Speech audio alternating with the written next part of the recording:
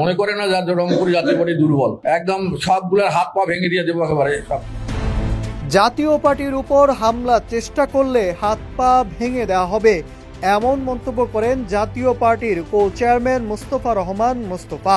30 August রংপুরে সাংবাদিকদের সঙ্গে আলাপকালে এসব কথা বলেন তিনি।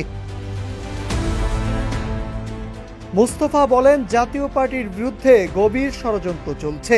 ঢাকায় 29 আগস্ট ষড়যন্ত্রের অংশ হিসাবে কিছুটা বিশৃঙ্খলা পরিস্থিতি তৈরি করতে চেয়েছিল, তবে রংপুর এখন পর্যন্ত তেমন পরিস্থিতি সৃষ্টি হয়নি।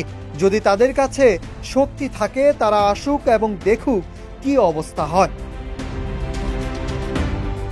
রংপুরের কার্যালয় প্রসঙ্গে তিনি হুঁশিয়ারি দিয়ে বলেন, রংপুরে জাতীয় পার্টির উপর হামলা চেষ্টা করা হলে হাত পা ভেঙে দেওয়া হবে।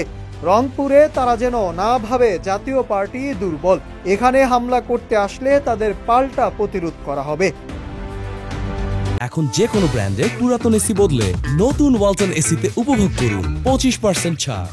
তিনি আরো বলেন, কিছু উস্কানিদাতা জাতীয় পার্টিকে বারবার হেনস্থা করার চেষ্টা করেছে। তারা চাইছে জাতীয় পার্টিকে নিষিদ্ধ করতে। এটা একেবারেই লজ্জাজনক। জনগণই সিদ্ধান্ত নিবে কে তাদের প্রতিনিধিত্ব করবে।